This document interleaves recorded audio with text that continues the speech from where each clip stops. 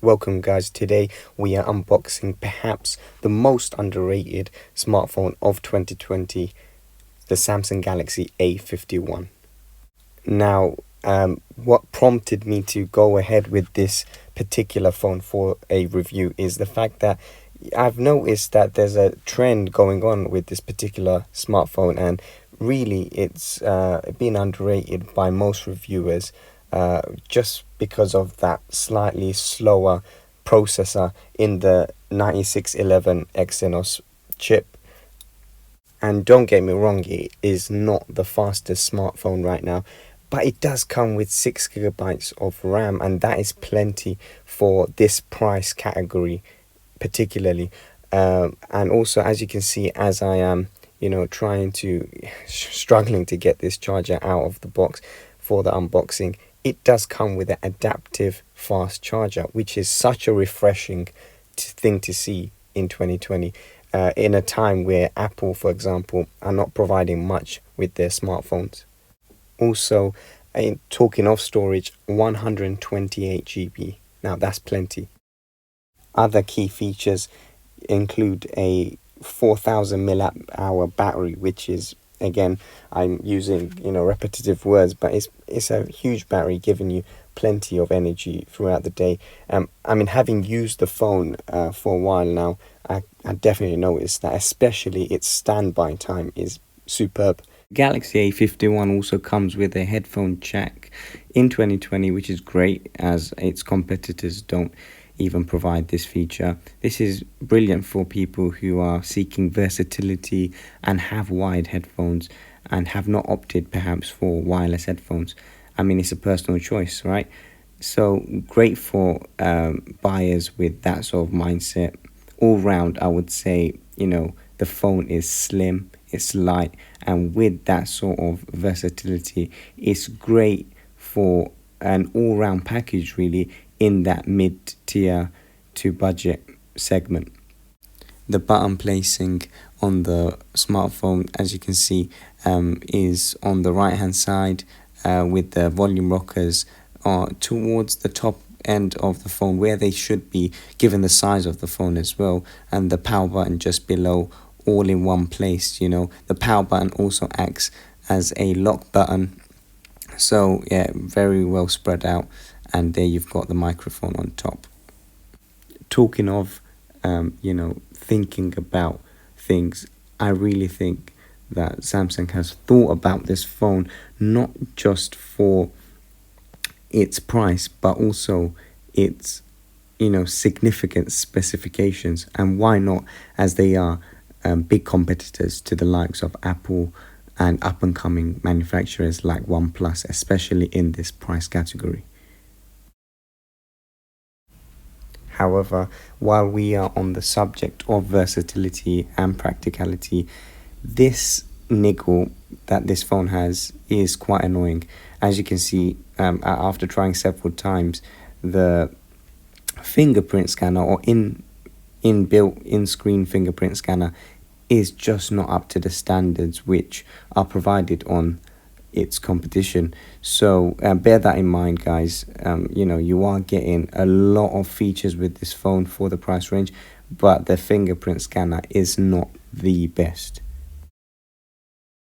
Up next, that brilliant, awesome and colorful 6.5-inch AMOLED display screen. Wow, this screen caught me off guard. It really surprised me that Samsung included this in one of their, really, to say it's one of their budget to mid-tier smartphones. This is what the luxury models are getting this year. So, brilliant choice from Samsung there.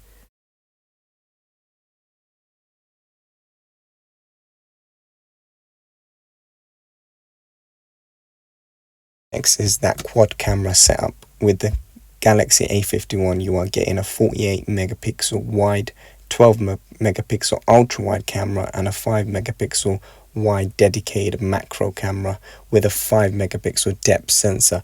Now, to some people that doesn't mean much, but again, it just gives you that versatility. In this price point, you are getting a lot for your money. So definitely, again, props to Samsung with the camera setup. Now, whilst you have a look at these camera samples from the Galaxy A51, I just want to mention that the rear cameras are excellent. Honestly, they are brilliant, especially that 12 megapixel rear camera, unoptimized, used in the 3:4 ratio, is excellent compared to that 48 megapixel.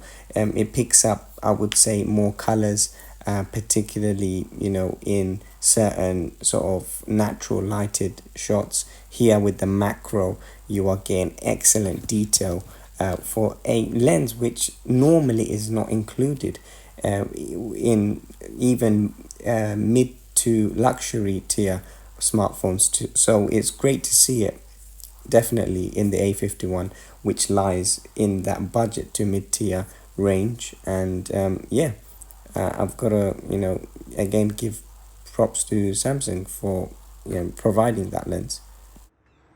Here we have the rear camera footage with the UHD 4K at 30 frames per second. Now this really surprised me because it doesn't really have an issue. I mean, you can see some slight hunting going on with the focus, but once it is in focus, it is an absolute treat of a video recording lens. And the details with, for example, with the raindrops there and the slight sort of wooden sticks towards the bottom of the frame, it captures dynamic range in the video quite well. And I was impressed with this lens, to be honest. Now this lens feature is, for me, it's a bonus. The hyperlapse mode is a fun, quirky mode, easy to use on the Samsung Galaxy A51. And talking of camera features, I've just recently done an update on this phone and received a super slow-mo. So yeah, just know that if you do purchase this phone, you should be covered for at least a couple of years with general updates, and that does include an already feature-packed camera setup. So yeah, I would definitely put that as one of the better points for this phone. Now, if you have noticed, I've just put on a screen recording of me using the A51, and just the day-to-day usage of the phone is very snappy, very quick, quite responsive, which surprised me because a lot of the reviewers, particularly pointed at that niggle with the phone, that the chip does slow the phone down. However, I did not really notice much lag.